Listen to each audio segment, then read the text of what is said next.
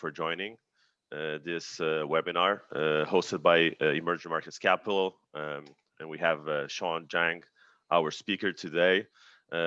First, I just wanted to introduce myself. For those of you who don't know me, my name is Marco Rock. I'm an advisor at Emerging Markets Capital. Today's live webinar is with Talon Esports. Talon Esports is a premier esports brand in Asia Pacific, having secured already 22 championship in its 4 years of operations.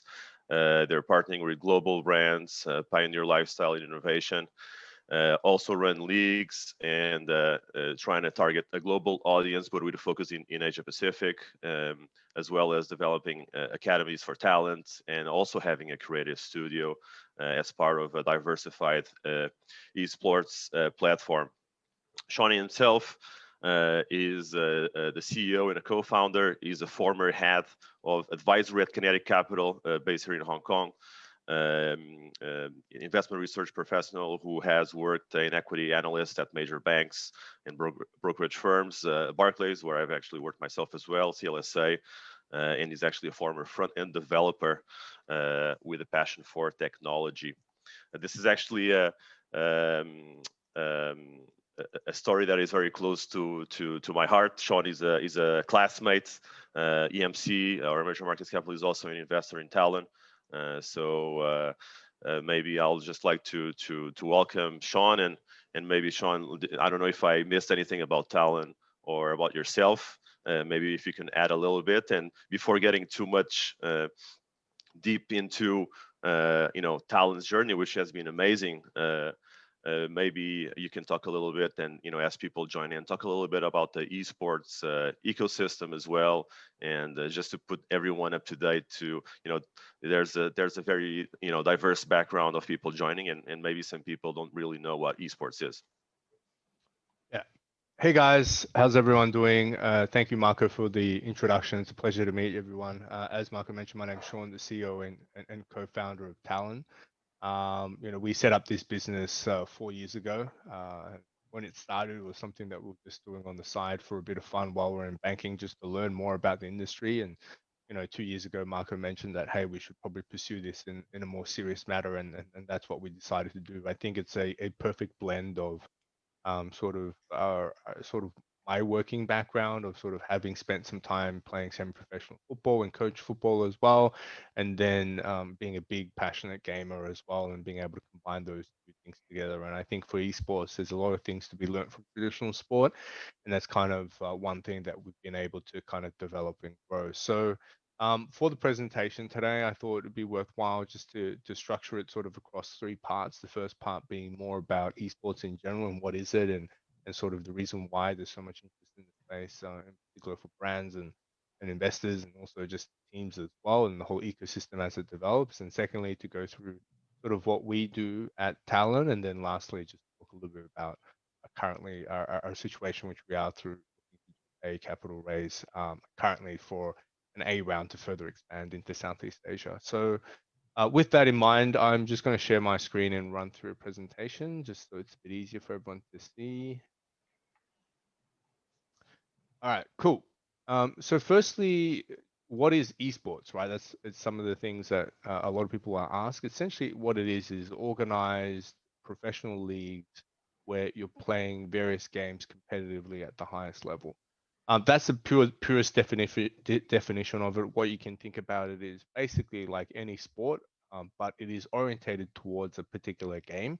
And there are leagues and structures which are organized either by the publisher or independently, basically build out this ecosystem of professional play. There are prize monies, there are sponsorships, there are TV rights deals. So it's pretty much like traditional sport, but what we're moving towards is more in this digital realm of gaming. And so one of the biggest tailwinds that has been pushing this whole esports scene ahead is the growth of gaming and its popularity as an entertainment form. Today, gaming is now the most popular form of entertainment in the world.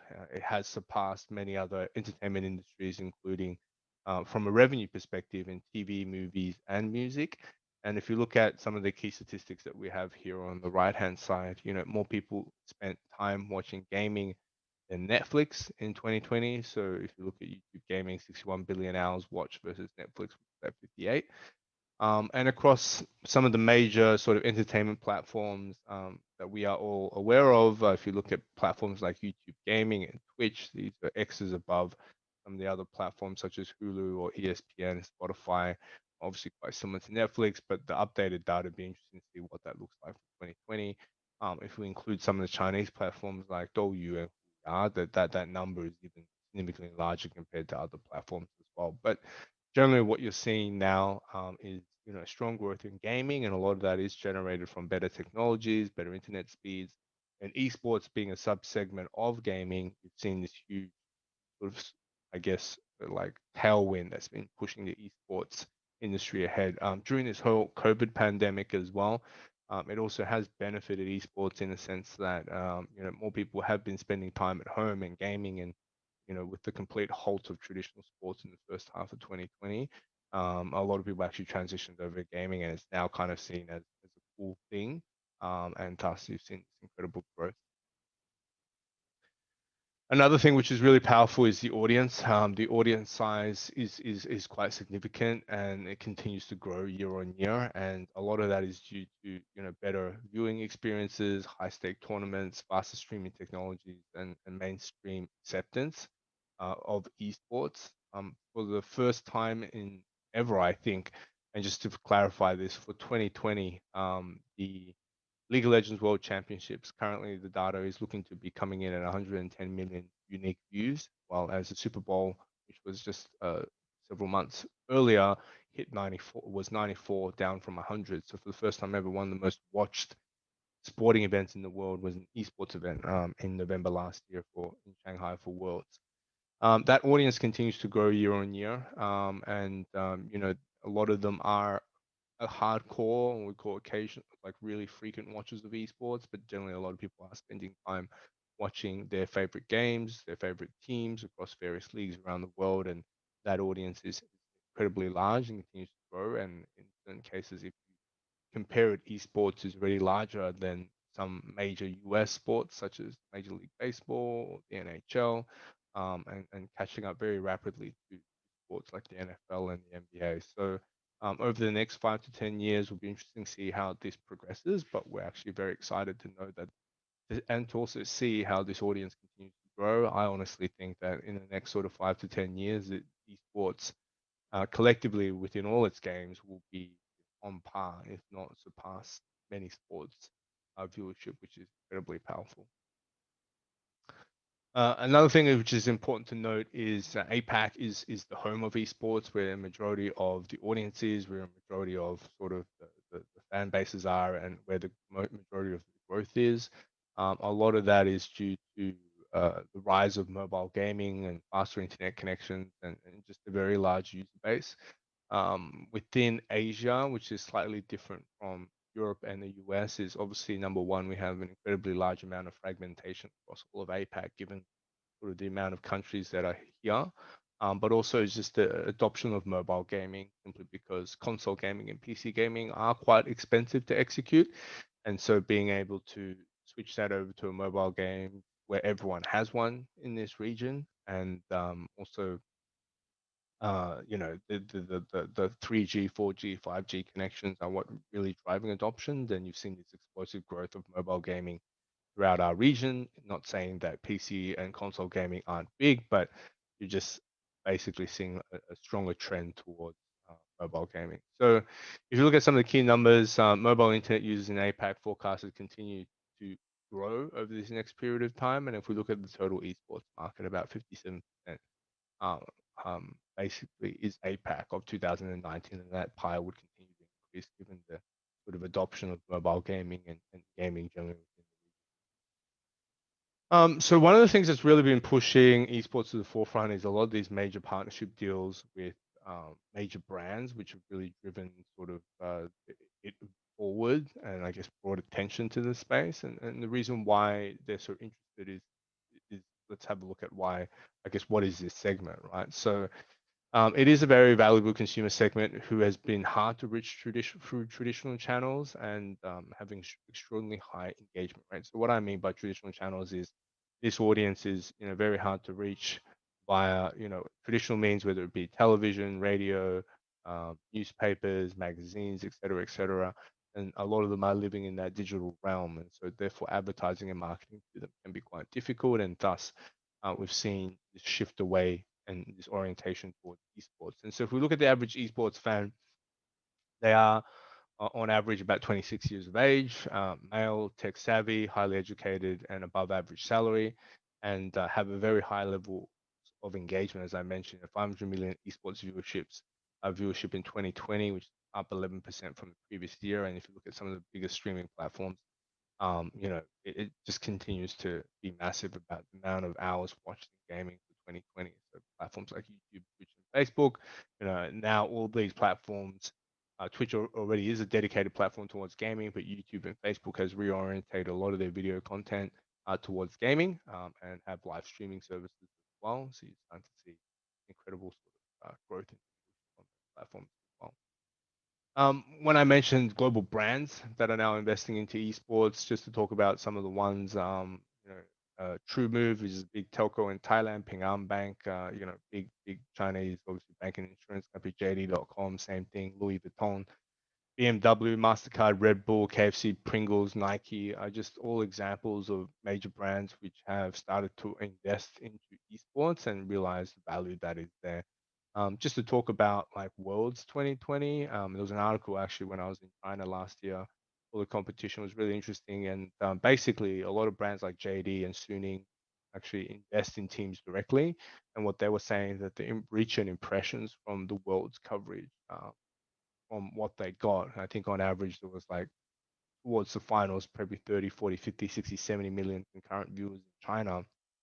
They were saying that the value of the impressions that they got was significantly cheaper than them directly going out and trying to buy advertising and hit those markets. And so they see incredible value in this space and seeing huge growth on their platforms and driven from these major esports events. And thus you're starting to see a lot of major Chinese brands sort of invest in this. And this is kind of being reflected globally with many brands kind of pushing to develop and grow this space. Lastly, I just put before we go over to what we're doing, just want to talk a little bit about how the ecosystem comes together and sort of where we fit, and also just so everyone has an understanding of how it all comes together. So, game publishers essentially are the owners or the producers or the IP holders of these various games. You can almost treat them like the governing bodies, so like the FA for England for football, and basically they produce various sports. Now, the games you can almost treat like different sports. So, for example, Dota 2 could be basketball, League of Legends could be soccer, and football, and Fortnite can be like baseball. And essentially, what ties all of this together is one thing that's a little bit different is you have a lot of influencers and streamers, which are like content creators that help build noise for the game. Tying that together is you have competition, major competition and events. These competition and events are usually tied to two key parts, which are professional teams which are competing in these leagues, and then the sponsors of these various leagues. Underneath the teams, you have professional players, sponsors specifically of the team. And then what wraps it all together, of course, is the TV rights deals of where it's being streamed. So, whether it be Douyu or Nemo TV or YouTube, Facebook, traditional television as well. And then, of course, the most important thing within this esports space is our fans linking this all together. And that is basically sort of at a high level how this esports ecosystem comes together. The reason why we've got the Talon logo across all these different areas is because essentially we cover different verticals within the esports ecosystem. So we run events, we have professional teams, we have KOLs and streamers, and I'll talk a little bit more about that. But at a high level, that's kind of the esports ecosystem from a viewership point of view, from a growth point of view, and I think overall, like as a industry, macro wise, there's this huge tailwind that's pushing all of this forward with just adoption of gaming, better technologies, and more, I guess, younger audiences spending significant amount of time on watching gaming rather than the entertainment. And I think as a trend going forward in the next, if I think even in longer, like what's it look like in 10, 20, 30 years time, as these kids growing up watching these games have kids, their influence on the generation after them of what they see as entertainment is quite powerful. And given that, this audience is already this big, it'll be interesting to see how that progresses over the next sort of, longer term period of time. Cool. So that's basically it. I'm not sure if we want to take any questions, if there are any, or we can just keep going through. Yeah. Well, if anyone has any questions, feel free to drop them on the chat, or you can also raise your hand, and yeah, we can put it up. Sure. Otherwise, I think we can just Keep going? giving. Yeah, just keep going. If any questions show up in the meantime, I'll stop you. Okay, cool, Matt. Yeah, so just to talk about what we are, Talon. We are the premier esports brand in Asia Pacific. Have won an unprecedented 22 championships in 4 years, and a lifestyle brand running leagues to bedazzle global audience and incorporating academies as part of the diversified esports platform.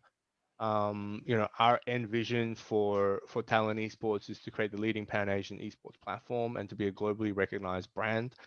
Similar, think PSG, think New York Yankees, think LA Lakers, but instead of traditional sports world, in the digital space. And so that's what we're really trying to build, is to own that landscape, and to, when that bird logo appears, that people are aware of what it is, and it does represent our Asia Pacific region when it comes to esports and gaming. The team that we've constructed to kind of build all this, I think we've been very fortunate that we have a very strong team. Jazz and myself, I think, more of a banking background, not particularly too interesting, but I guess both of us are gamers and a lover of competitive sports, and that's what's driven us to what we are today. But I think the key people that make up our organization are, some of the additional guys on this page, which I'll talk a little bit about. So Dan, for example, is our COO, and looks after a lot of our events business, but he comes from traditional agency background and has done major events here in Hong Kong. If you guys are aware, events such as Welcome Flap, Road to Ultra, which are sort of big music festivals, and sort of leading that. Desmond, who's our creative director, has done a ton of, is essentially a director and a producer, and done a ton of different movies and commercials around the region. So, for example, the iPhone watch ad that was filmed here in Hong Kong, Born Identity, Go Back to China, some of these movies which were all filmed in Hong Kong within the region. He's basically either supported, directed, or produced.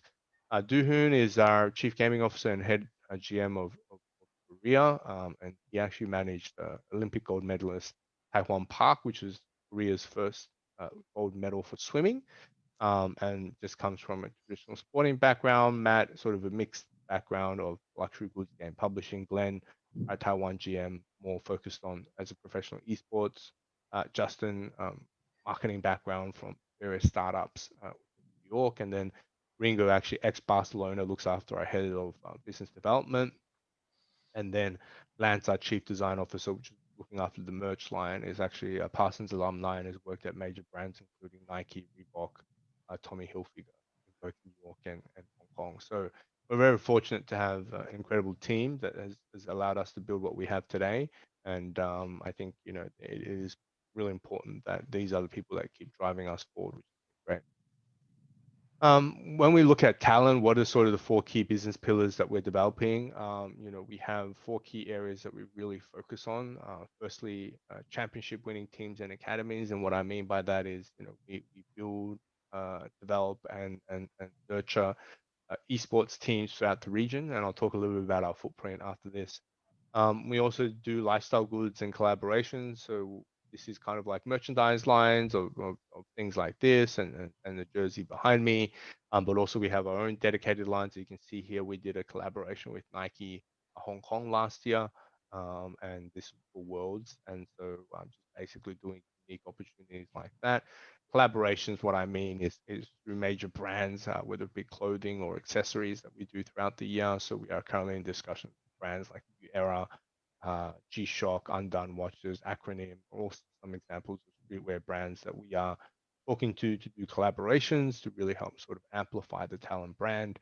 and in certain cases, basically pass over our IP to these platforms so they can sell our watches or T-shirts or clothing throughout the whole year and do some sort of revenue split, which is great, as it's more of a passive income. So the other areas that we focus on is a creative studio and a content ecosystem. So what I mean by that is right now where we see a gap within the market is that for many brands who want to activate within esports, going to a traditional marketing agency is incredibly difficult because they don't understand the space. And obviously there's all the nuances and niche areas around the particular game. So for example, if I went to an agency and say, hey, can you build me a story around League of Legends and cut some highlights? Unless you truly understand the space, it's actually probably difficult to kind of build and develop content for that.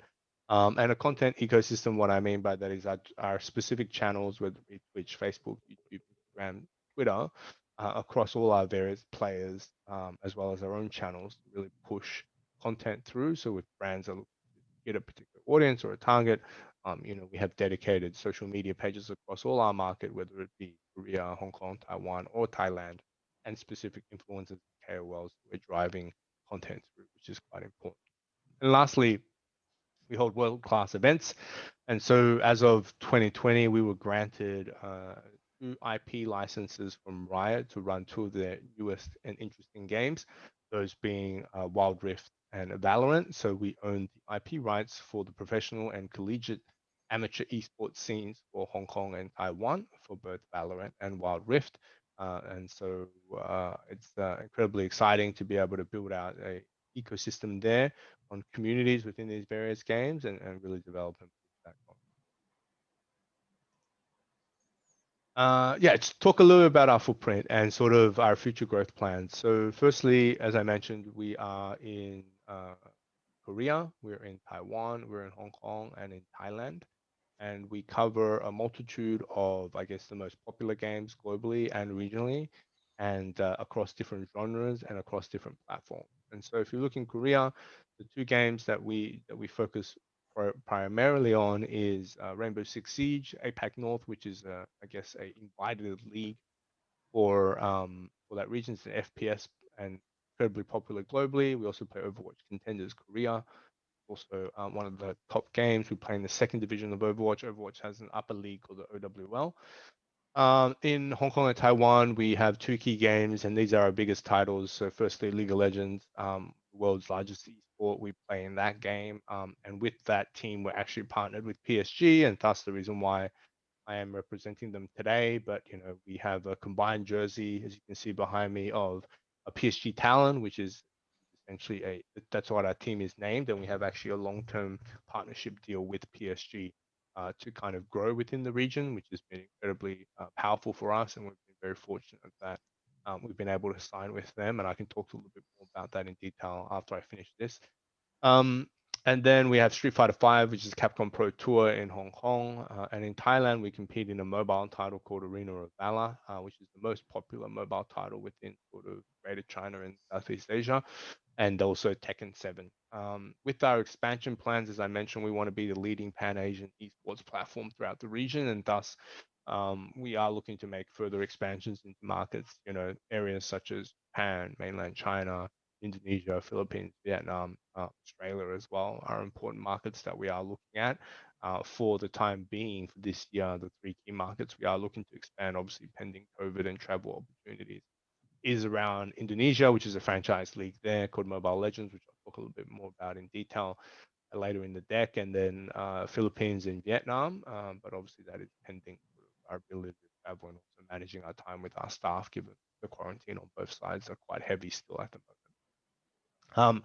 And so just to talk about the partnership with PSG, PSG is obviously, if you guys aren't aware, they're one of the largest football clubs in the world, and 2 of the most famous players, Neymar and Mbappe. They have a strategy of developing their audience around Asia. Obviously, League One in France is not the most popular league here in Asia compared to the Premier League, and the times that they play are kind of awkward. It's at 5 a.m. in the morning, and thus they decided to take an esports strategy to really develop and grow their audience. And so they've partnered with teams essentially to help build that audience, and it's been incredibly powerful for us to be trusted by such a large brand, and also be working together with them to amplify sort of what we're building.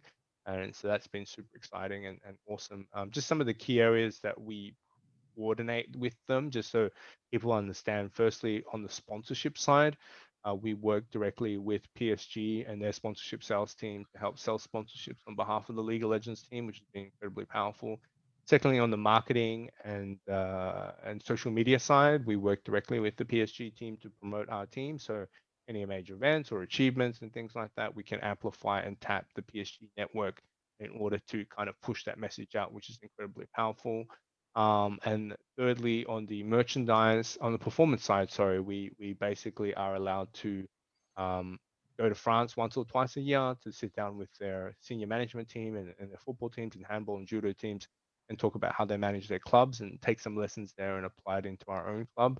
And lastly, on the merchandise side, we actually have the rights to sell clothing, which is non-athletic, so streetwear, on with the combined PSG Talon logo, and that's incredibly powerful given that we have the free IP of that throughout to sell throughout the region. And coming May, you will see a PSG Talon dedicated line that we're launching. We're actually launching a Talon line as of next couple of days, 1st of April. And so this clothing side is incredibly powerful because obviously the PSG brand from a streetwear perspective is incredibly strong within our region, and we want to really leverage that and kind of build that out.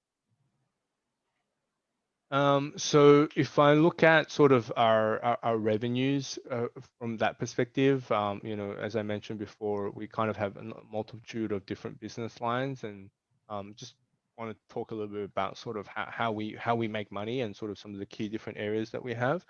So if you look at firstly within the esports space, we have a number of key revenue lines, including publisher fees, TV rights deals, digital item sales, player transfers, academy developments, and winnings. And I'll just go through some of them in a bit of detail so we can get some flavor. So firstly, publisher fees is direct fees that the publishers pay us to participate in the game. The reason why they do this is because they want, I guess, high quality teams to participate in leagues, to create rivalries and build stories. And so what you see is that many publishers will just pay teams X amount of dollars to play a game throughout the year so that we can at least cover our base costs, and then anything that we make on top is great. And so it's part of building a more sustainable ecosystem, and the publishers obviously are leveraging a lot of esports to kind of market their games, and thus that they're investing a lot into to the teams and the leagues in order to create stories and also to create stickiness within the gaming titles, which has been really important. TV rights deals are another thing that's happening. So for the leagues that we run, as well as some of the leagues that we participate in, there are TV rights deals that are struck between platforms, streaming platforms, and these platforms essentially are then used to the money that's made from those TV rights deals are distributed down to the teams. Digital item sales, what I mean by that is actually, design and production of digital items, which are either skins, which are like things that the player wears in order to promote and really just, I guess, create interest and allow fans to represent the team in the games. And so across many of our titles, there's actually a lot of design going on where digital item sales are sold on behalf of us, and we actually share in the revenue with the publishers. Really great. Player transfers is the selling of players, so similar to traditional sports, whether it be soccer, or basketball, more in in traditional sport. Then we have player transfers where essentially we are getting paid for our players to go to join other teams. Academy developments around sort of just development of academies for our younger teams, and winnings is pretty straightforward. It's just the money that's won competing in these various competitions. From a sponsorship side of things, this is very straightforward, very much like traditional sport. We have team, an event, digital and physical sponsorship. So whether it be something on the jersey or just something on our social media, given the audience that we have, then this is something that's constantly being developed, and it's a huge part of our business. You can see from this jersey here, the PSG jersey, obviously Nike, you have Twitch, and you have the PSG logo as well. So these are all examples of sponsors that are part of our organization, and essentially we represent them across the various titles that we have. On the lifestyle side of things, we have merchandise sales, IP collaborations. I've talked a little bit about that. And then the creative studio, we do branded content, we run tournaments, and we also do gamer influencer marketing. So what I mean by branded content is essentially brands coming to us looking for the production, design, and development of content for a particular campaign. So for here in Hong Kong and Taiwan and Thailand and Korea, we've done this across multiple brands, both traditional, endemic, and non-endemic. Tournament operations, as I mentioned, is more around sort of the, the tournaments that we run. And then lastly, influencer marketing is very similar to what you see with Instagram models or TikTok, where essentially you're paid to access particular stars in their own right. So within esports, a lot of these players are very popular in that sense, and so you see brands leveraging individually to promote certain things, and sort of that's kind of how that sort of esports influencer marketing work. We do have professional players. We also have influencers and streamers who are more focused on general gaming, and thus we can offer that service. Some of the brands that we work with, very much similar to what you saw before in the slide. We work with a whole bunch of really major global brands. So obviously PSG is one of them for the League of Legends team.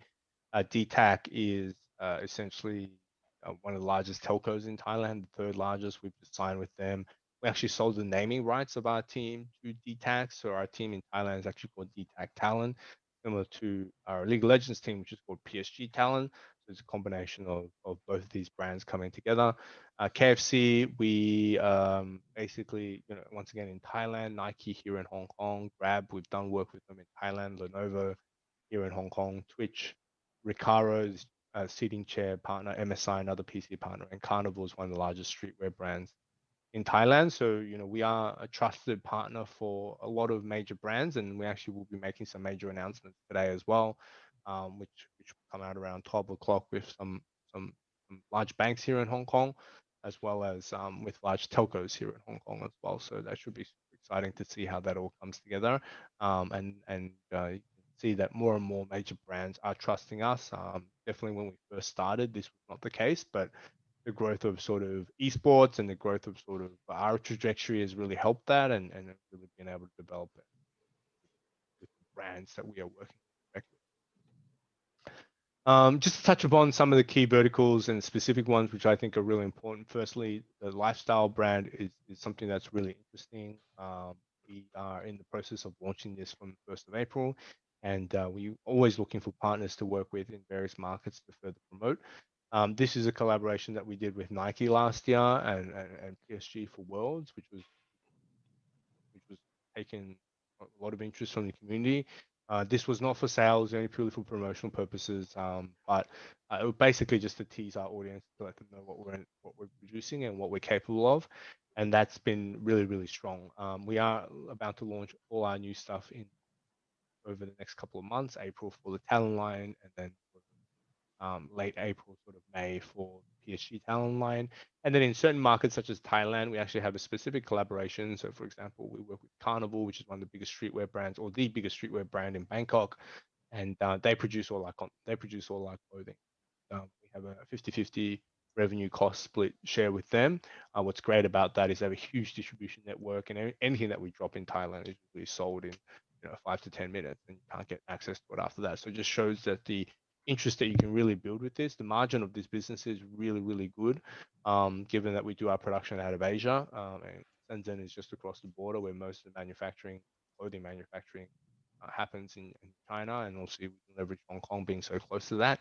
And then also this business is incredibly scalable in a sense that the more fans we get, then the more clothing that we can sell, and the factories that we work with can actually scale up, scale down quite quickly, no minimum MOQ, and then the quality is incredibly good. So we're very happy and fortunate that we have a really good network for this, and looking to kind of further develop this going forward. On the tournament side, we run a number of different tournaments, as I mentioned, here in Hong Kong and Taiwan. So Valorant is one of them, is a tactical first-person shooter from Riot, and then Wild Rift, which is about to launch, actually just launched today here in Hong Kong, but it's been out within the region for a while. is basically a mobile version of League of Legends, which is obviously within this region is really important given the sort of high growth of mobile gaming, adoption of that. Our social media and presence continues to really develop and elevate. And so if you look at some of the key statistics, like for example in Thailand, our ROV team, after less than a year, is the 5th most watched ROV team in the world and the 2nd most popular in Thailand. And so we're very proud of our achievements there. And I think that's a byproduct of our ability to win and also a byproduct of ability to create social media and content that's interesting for our fans. We see a lot of mainstream publications picking up on our stuff. So Hypebeast, for example, picked up our stuff. It's very popular streetwear brand website, and our own social media continues to really develop. And as we go to these major tournaments and compete, and then we've seen a lot of interest from our fans and also the audiences within esports to be really excited about what we're building. So we're super happy with that and really proud of our sort of achievement on the social media side. This social media stuff we started in 2018 at roughly 15,000 followers. We're now amassed up to about 2.2 million, and that continues to accelerate quite aggressively every single month. And so, realistically, we want to continue to grow those platforms and those audiences, and we foresee that eventually um, us being able to create a huge sort of media platform similar to something like the UFC that can really help promote games and promote players and streamers is going to be incredibly powerful, as we'll be able to work with various players and publishers to really help promote and develop games. So that's something that we're very much focused on. To talk a little bit about our revenue. So in 2019, we did about 400,000 in revenue. In 2020, we did roughly about 1.6. Majority of that coming from esports, and the remainder of that through sponsorships, lifestyle, and creative studio. We want to continue to elevate and push our revenues going forward year on year. Esports teams are valued on the top line on a multiple of sales, and that multiple sits between sort of 10 and 20. On average, is about 13.8. And realistically, we want to continuously develop our revenues. The target for this year for 2020 is 3.5 to 4 million. I think at the end of February, we'd hit approximately 15% of that already, or close to 20% of that.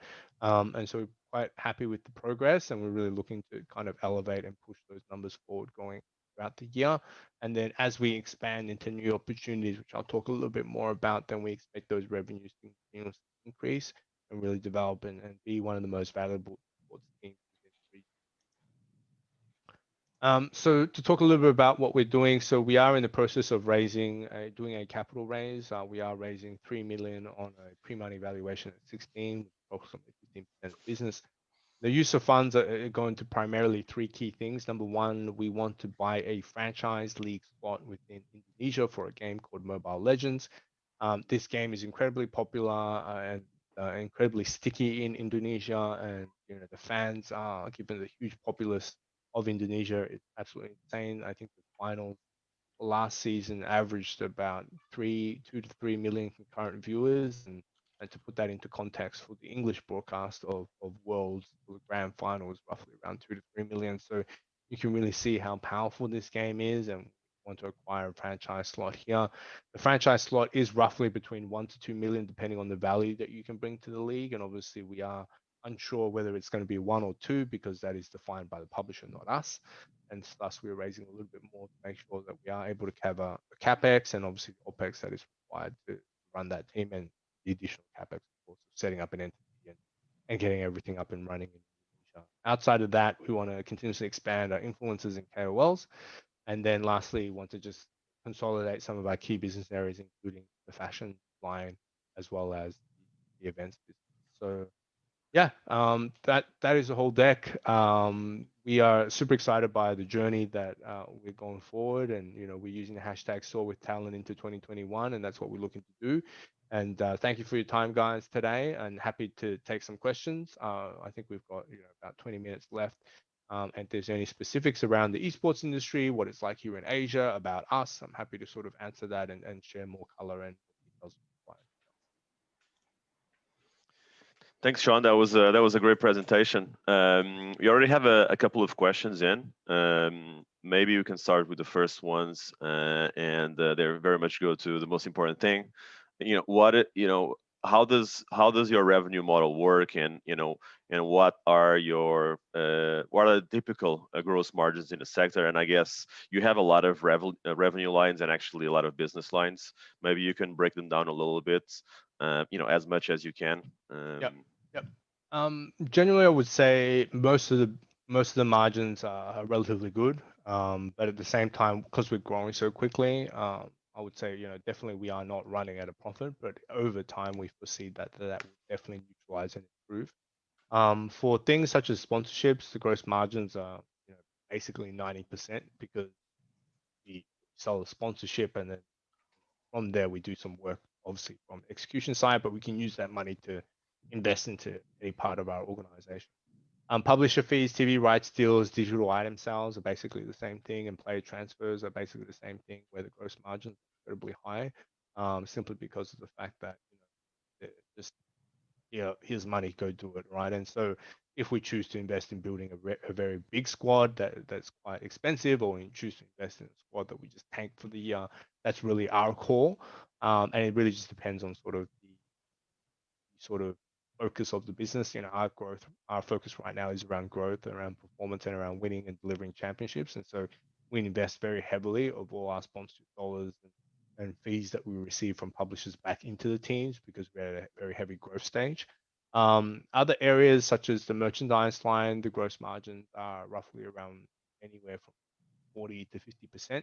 The great thing is that you can produce clothing relatively cheaply in our region, in Shenzhen and Hong Kong, and the overhead costs of the production, everything that's tied with that, is actually quite low, and we can sell it for relatively good margins given a sort of order quantity. So those are actually quite good as well, and very scalable. For the creative studio right now, given that it's a brand new studio, I will say the margins aren't fantastic. It's anywhere from like 10 to 20%. It's not that significant, simply because of the fact that it's a brand new studio, and a lot of times we are basically trying to build a reputation and name across brands, and so therefore it's a little bit different.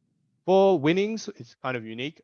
So winnings, the gross margins are very low, if not nothing. So usually the publisher dictates rules around how prize money is distributed to players and teams. On average, it's about 70% allocated towards players and 30% allocated towards the organization. In certain cases, it's lower. In certain cases, it's higher, depending on sort of the team.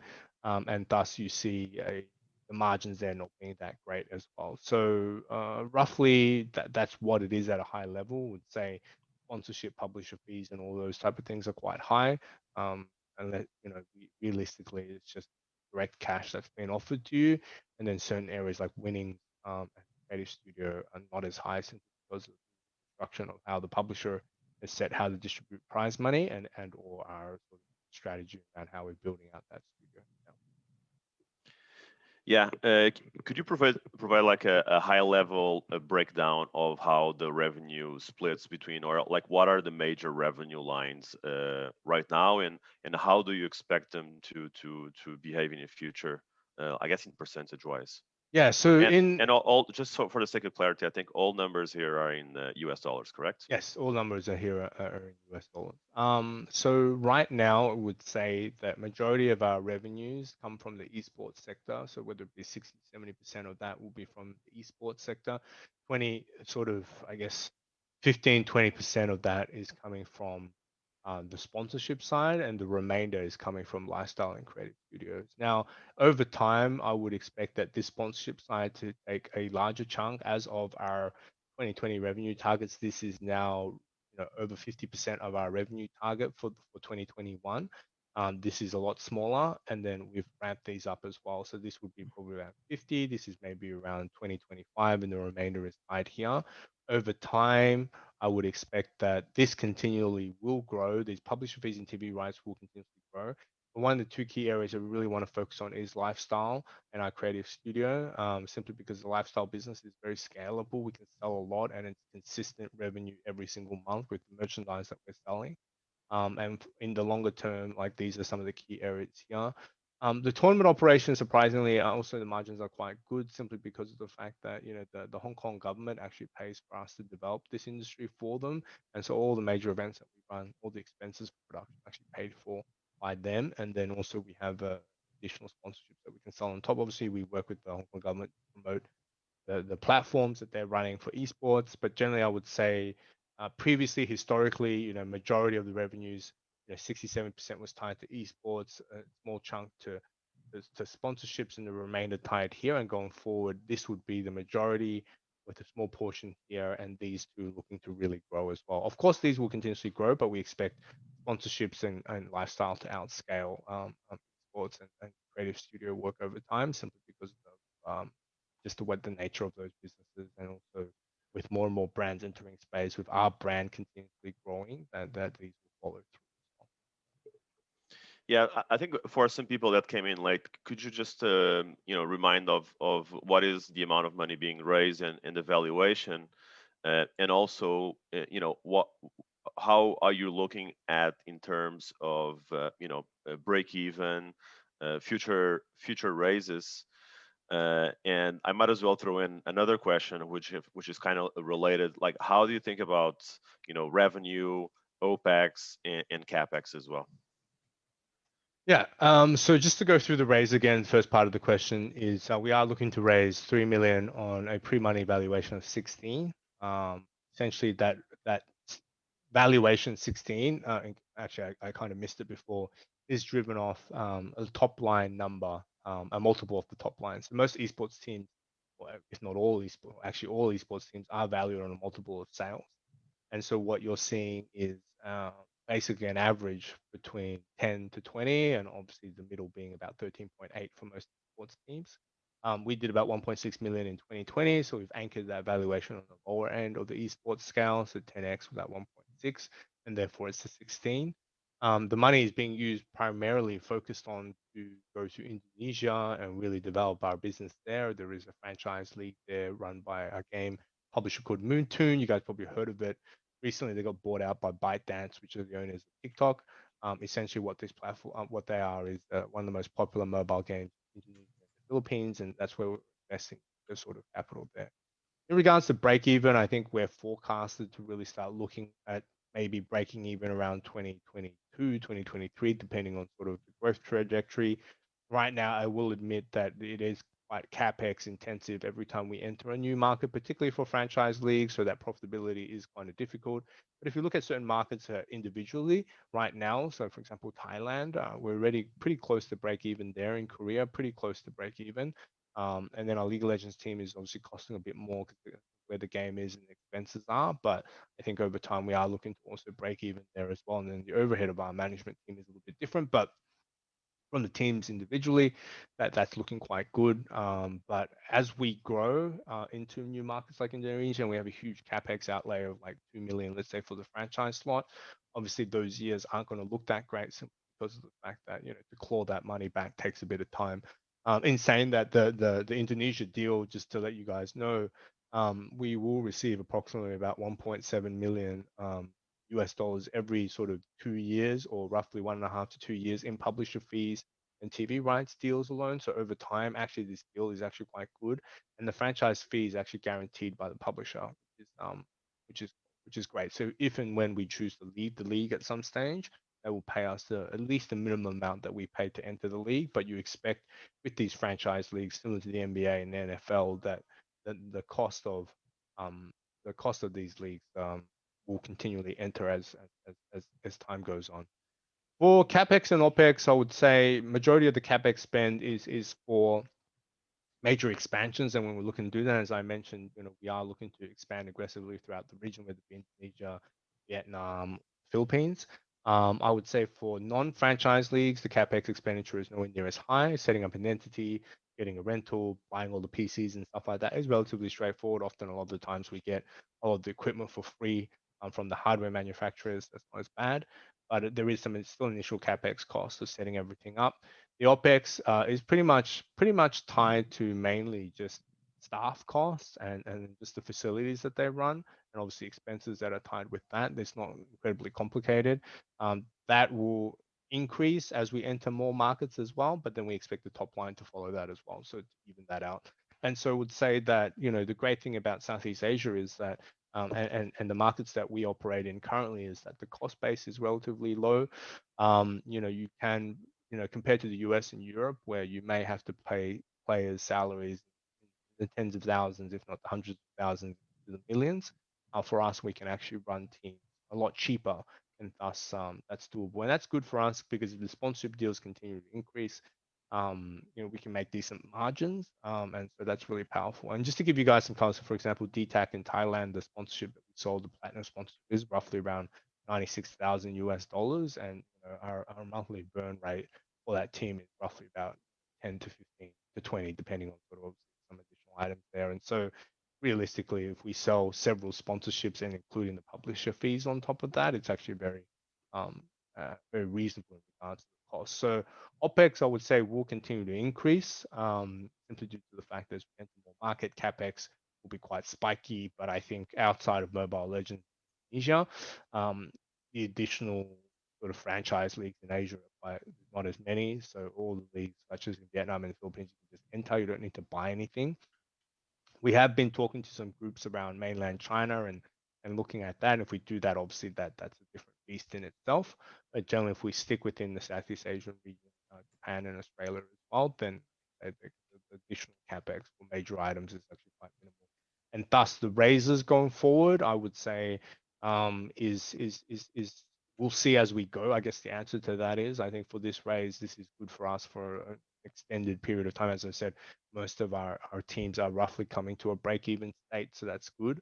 And so realistically, we would right now not really outside of this raise within the next sort of 18 months, probably there is no need to, but I guess we'll see because if there are opportunities that do arise that are interesting for us for various gaming titles, then we'll look at that and kind of make an assessment there. And also just, if we hit our revenue targets and continuously want to grow and there's appetite for our business, then we will assess that and also look to deploy it into other markets as well. But I would say it's on a case by case basis, and when we need it, similar to here, because we want to go into Indonesia, that we're raising, and we want to be able to leverage that and take that up and really build that out. Cool. In terms of your strategy for, and sorry for the relentless questions, no, but all good. They keep on coming. But in terms of your deployment strategy for Southeast Asia, like what do you think are the potential for the revenues? What is your view on scarcity on a franchise model, and basically how the competitive landscape is going to develop going forward? Yeah. So just when we talk about like our strategy, a lot of people ask like, why are you in so many markets? Why are you in so many different games? And the reason is because there is a lot of synergies for brands. There's a lot of synergies within our organization as we enter these markets. And I'll just give you an example. So like 2 weeks ago, I spoke with the head of Gillette, who looks after the shaving products throughout the whole region. And she looks after, I think, 8 different markets. And we're talking to her about esports. She's very excited and she's like, this stuff is great. But to quote unquote her, she was like, Sean, I cannot be effed dealing with 8 different teams in 8 different markets. I just want one platform or one team to work with. And so where we see our value and as strategic value compared to other esports teams is the fact that we cover the whole region, and then we do that and we have a creative studio tied to that. We can actually work with brands and sign multi-region or APAC based sponsorship deals or even global sponsorship deals where rather than being very focused on one niche market, right? So the complexities of APAC is that there are many markets, there are many teams, and there are many regions. And so with that, it's just that creates a lot of complexity in itself for many of the brands, right? She's out of Singapore, she looks after Vietnam, Thailand, Hong Kong, Taiwan, multiple regions. And so if that's the case, then having that strategy around us building that is really important, simply because of the fact that we cover that. The other thing which is a little bit more complicated about Asia and the reason why we're doing so many games in so many markets is that there's such a niche sort of interest in games, right? You can't force game followings down people's throats because from an ROI perspective, we have to be smart about how we allocate funds in particular games. And so, for example, League of Legends is very popular in Hong Kong and Taiwan, so it makes sense to invest in that game. And globally, it's very popular as well. So, win-win for us. But then when you go into Thailand, you can't force down League of Legends into a audience that doesn't watch it, right? Because in Thailand, where it's the most popular game is Arena of Valor, then that's where the audience exists. And for us to leverage upon that huge audience that the publisher already has. Let's say they have, I mean, these are real numbers. They have anywhere between 80 to 120,000 viewerships on a weekly basis. Then being able to have that allows us to amplify our brand a lot faster. So, realistically, we think that, the revenue opportunities throughout APAC are quite strong. Philippines is really interesting because Dota 2, the game that we want to invest in, betting sponsors are open. So then for them, betting sponsors, $500,000 sponsorship is not an issue for them. That opens up a whole new window there, and we obviously have a number of strategic partners that we work with there to really help us leverage local brands and push that going forward. For Indonesia, the Mobile Legends League, from the publisher fees alone, are significant for us to value the business. I mean, if we're looking at 1.7 every 1.5 to 2 years million US dollars, then that pays for itself. And obviously the publisher fee, even the 2 mil or whatever fee that we end up paying after a while, the buyback is actually quite good, and that is excluding our own sponsorship sales and merchandise sales and any additional work that we do in Indonesia. So just purely from the publisher fees alone and the winnings, we're getting somewhere close to that, which is really good business. And I think the sponsorship deals that we've spoken to, within the hundreds and thousands is not an issue in Indonesia. And so realistically, that really helps us elevate the brands forward. For Vietnam, for Wild Rift, once again, publisher is paying a very, very large fee for us to be there. And I think Vietnam is a huge growth market and also quite synergistic given that they're huge fans of League of Legends and Arena of Valor, which games that we already have. So you can actually cross pollinate fans. And also from the merchandise side, I think they also can be very powerful, and sponsorship they are reasonably good as well. So the reason why we're picking these markets is because number one, we can de-risk these deals either via large sponsorship deals or publisher paying us, and then also just the growth opportunities in regards to cross-referencing of fans across different titles. That is also very powerful. I have a couple of more questions, and I promise we're getting to the end. All good, man. I actually have a quick question here. Do you have any betting partners, and what do you think is the betting gambling basically a space within the esports? You think it's like a major driver, or how important do you think that part of the ecosystem is? It's huge. The amount of betting that goes in esports is actually insane. It's a problem that we face because a lot of players, we have to be very cognizant of players throwing games. I mean, it's not that we've had that here, but there's been many scandals in many markets of betting scandals because the money that's flowing in that space is legit, and the crazy thing is that you can bet on so many different things in sports, right? It's not just, it's kind of like cricket where, you have no balls, falls, boundaries, and things like that. You can literally bet on anything. And a lot of these platforms, of course, you have win loss, which is very straightforward, but then there are a lot of things that you can bet in between that are live as well. And so I think it's a huge market. It is like traditional sport, if not only bigger. And a lot of gamers love betting because of the fact that, as you're watching a game, it obviously creates a lot of extra excitement. And that's the same thing within sort of traditional sport, right? So there is a huge sector here. I don't have specific numbers in front of me, but there are a lot of reports out there. And many of the major betting companies globally actually are investing in creating the esports scene. I know even here in Hong Kong, the Jockey Club, obviously, they bet on horses, they bet on the Premier League, but are those audiences going to be around forever? Probably not. So they are looking to reorientate that towards gaming and esports. For us, we don't have a betting sponsor currently. If and when we go to the Philippines, um, obviously pending COVID, then we already have been talking with IMG around getting a betting sponsor because a lot of betting sponsors are looking for partners in Southeast Asia. And so we would be very interested in looking to kind of develop and build that out. But I have no qualms with having a betting sponsor if the publisher allows it because the revenues that we can generate from that are good. And then generally, I think the audiences are mature enough to understand that, that's there. But for sure, we would be very open to betting, and betting is a huge part of esports. And I think that's accelerated significantly in 2020 in the first half when there was nothing going on but esports, and people who love to bet will basically just reorientating that towards gaming and esports. And one last one, which is actually two-pronged. Yeah. You know, what do you think? So, can you give a few like a couple of examples of what would be like one of the most valuable esports teams out there, Yep. and also like how what do you think is the potential? Can we compare it to the value that you see transactions on, for example, the NBA or the NFL or in soccer clubs, and also into that is how do you look at mobile games as well? Do you think that the life cycles are faster or not so much? How much does that worry you, and how do you see all that? Yeah, the most valuable esports teams right now, I think, are currently sitting at around 4 to 5, probably 3 to 4, 500 million.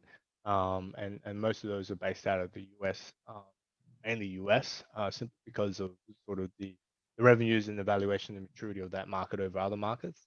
I would say over time that is obviously with the NBA. I think I'm not sure Brooklyn Nets got sold was one of the most recent transactions, right? It's in the billions. Over time, yeah, I don't see why these esports teams will be as valuable, if not more valuable, than these franchise leagues. Simply being is that you have this huge macro wave of gaming increasing, and then just the viewership is not fake, right? It's there, it's already there, and the audience is already there, and sort of transitioning that into gaming is esports is not hard. Publishers are into it because you look at a game like Riot, and League of Legends, their publisher, like the only reason why that game's been around for 11 years is because of the esports scene, and they realize that they continually invest into making these scenes strong and building narratives and rivalries that these things are worthwhile. So my honest opinion is that these transactions or these teams in the future, there will be a lot of consolidation in the future, simply because the lesser teams that aren't as well funded will definitely slowly disappear, and then you will see these major teams pop up globally, and these major teams will be worth a lot because of the audience that they garner and the revenues they can generate, the TV rights deals that are being produced, and also just the sponsorship deals. And I think over time, a lot of these leagues are moving to franchise leagues, which means that they're basically very hard to get in. If I just look at an example in the US, Echo Fox or Rick Fox, if you guys know, former Lakers player, he bought an LCS slot, I think roughly between 10 to 15, and he sold it 2 years later. Obviously, this was due to issues legally within their firm, but I think roughly around 33 million US dollars a couple of years later. So I would think over time these franchise slots will go up in value for sure, simply because of the audience and the opportunity that it represents and the demographic that it represents, right? I think one of the key things that not to shit on traditional sport. I love traditional sport, but me and Marco were at a conference a couple of years ago in Boston talking about traditional sport, and one of the things that really resonated with me that they said for every baseball fan that dies, two esports fans are being born. And so that's really powerful because in the longer term, I really feel like this space will be bigger or at least equal to some of the major sports such as NBA or like football as well. In regards to mobile gaming and sort of how we construct that, one thing we have to be very cognizant of as an esports organization compared to the state traditional sport is that we have to be very cognizant of the trends that are popular and being able to invest and divest out of games accordingly. And so I would say mobile games have been fairly sticky within this region. Reno Valor has been one of the older games here, and it's still very popular. Mobile Legends in Indonesia has been there for a very long time and is still the most popular game there. And I think these audiences are very loyal, and it's very hard to transition away from that, given that these games are backed by huge publishers, including Tencent and now ByteDance as well. And so if that's the case, then you just see a lot of reinvestment into the game, the communities, the marketing to ensure that the game continuously is there and the audience is there, and the esports scene is something that they rely upon to sort of create that industry. So yes, there will be scenarios like last year we divested out of Clash Royale because that community just died and the audience just wasn't there, and it wasn't worth it for us to invest significant amounts of money into a game where the audience is not there. We've divested out of it, but then we will always keep abreast of what are the most popular games in our region and realign that, right? So I think that's really important. And also we just have to work with the publishers. We spend a lot of time with publishers every year, sitting down to understand their plans and really understand how we can leverage and work with them in order to build that audience and that league. And it's kind of like a tied partnership that we have with a lot of publishers. Great. Well, thank you very much, Sean. That was really informative. It was really amazing. I wanted to thank you for taking the time and coming here and tell us a little bit about the journey of Talon. I also wanted to thank everyone for participating. I don't know if you had any final comments or message just before we log off, Sean. No, just thank you everyone for taking the time today. Really appreciate it, and I hope that you guys had better understanding of this space. I honestly feel like this is going to be huge sector going forward, and it will rival traditional sports as well. If you guys want some more information, I think some of the banks like Goldman, HSBC, even like JP have done some amazing research reports on that, even on Netflix as well. If you type in esports, there's a lot of great series that are popping up now explaining what this industry is and the nuances of it. And so I would recommend that you guys go, if you're interested, go and explore that, and also go to live events if you have a chance. I think Worlds this year is in Shenzhen, but if there's any sort of major esports events around your region, which for major titles, and really go and watch the audience, right? I think that's something that's been very powerful for us to see that stickiness and the passion from the fans, which is almost, if not more crazy than traditional sports. So I honestly am very bullish on the sector. I think this space is going to be massive, and it's going to be one of the major entertainment forms if going forward over the next 5 to 10 years. Great. Thank you very much, Sean, and thank you everyone for listening. If you would like to know more, just feel free to reach out to Sean or myself or the Emerging Markets Capital team. And once again, everyone, thank you for joining, and thank you, Sean, for taking us through this. Thanks, guys. Thank you. Thank you. Bye bye.